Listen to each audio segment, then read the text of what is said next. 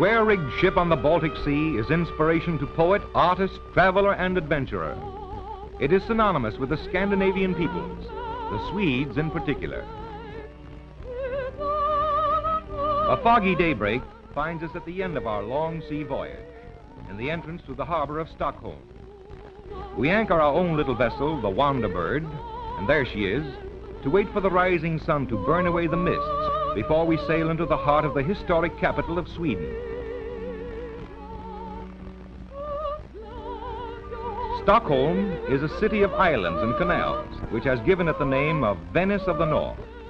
On our way, we pass the famous Nordiska Museum and are soon gliding toward a veritable forest of masts that rise from the decks of scores of sturdy, weather-beaten sailing ships that have come home from every corner of the stormy Baltic and the seven seas.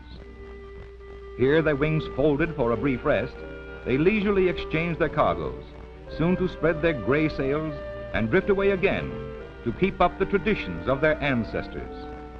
Stockholm harbors one of the last commercial sailing fleets on Earth.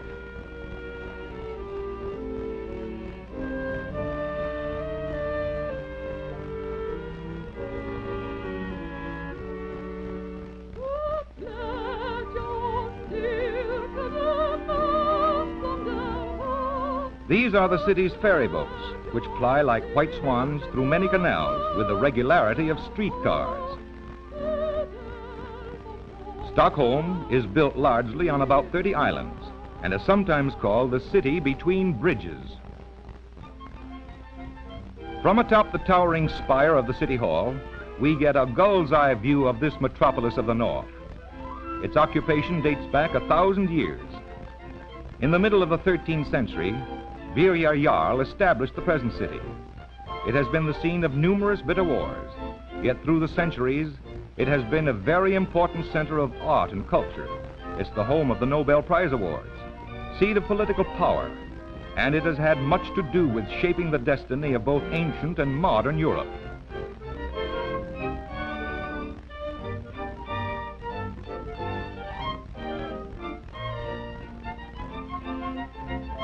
In certain respects, the city is ultra-modern. Modernistic is a more appropriate term.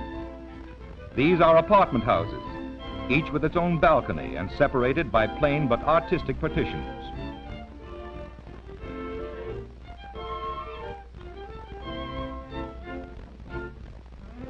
The main street is something of a pleasant surprise to travelers from America.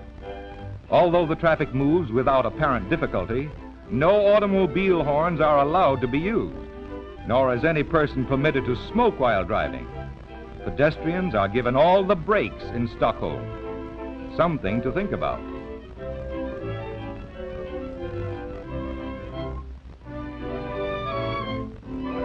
Here's a familiar sight, though.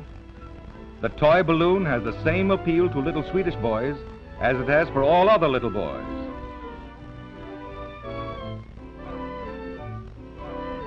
One of the most interesting and attractive of all the buildings is the City Hall.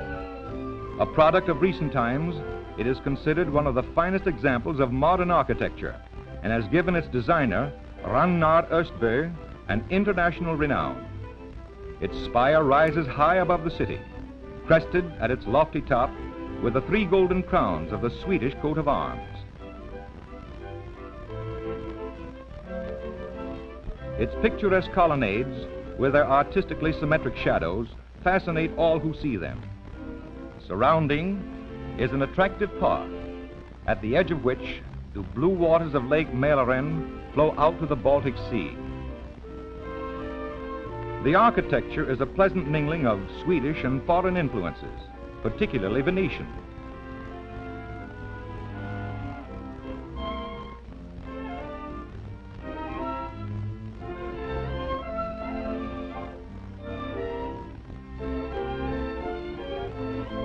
Here is that part of Stockholm which has given it the title Venice of the North. Its many waterways that wind through the unique archipelago on which the city is built are amazingly clear and clean. The city's very modern sewage disposal system keeps the water entirely free of pollution. The old town, of which we here have a lofty view, still retains many medieval features and is rich in native picturesqueness. Even its open-air marketplace, where everyone comes to trade, still occupies the same site selected for it by the city's original founder.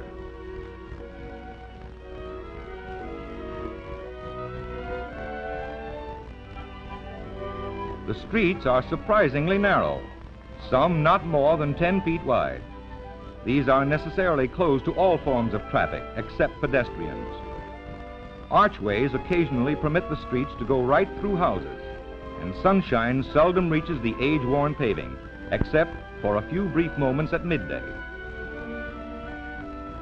Stockholm also has its own variety of Coney Island. It is called Tivoli Park. There are free band concerts and vaudeville shows, also Swedish merry-go-rounds. But most unique of all are the Ferris wheel swings propelled by the rider's own exertion. Apparently, young Sweden's idea of the man on the flying trapeze.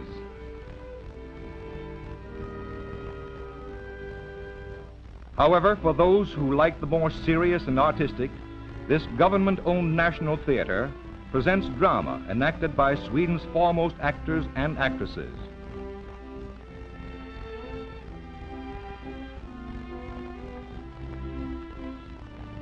In keeping with their noiseless street traffic, here is how they solve the problem where 27 main roads intersect in the city. By means of circles and ramps, the autos, streetcars, and other forms of traffic flow continuously and without a jam. Something else to think about. These are kilns in which some of the beautiful Swedish pottery is baked and hand-painted by women who are artists in their profession. Notice the earphones they wear, providing radio entertainment while they work. In some of these plants, you can find pottery in most every form, from beer mugs to pink elephants, or exquisitely delicate medieval princesses.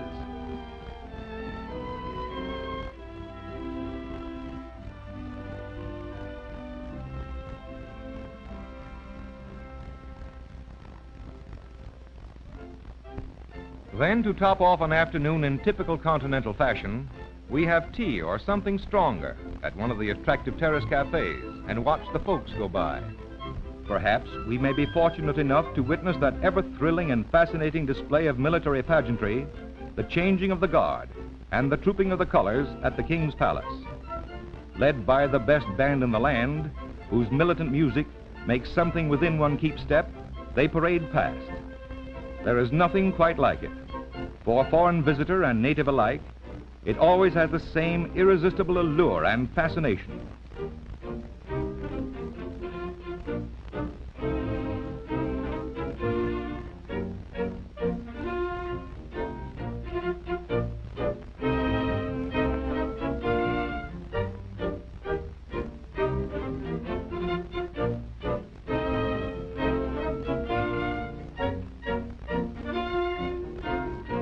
When it's over, we return to our glasses or our cups.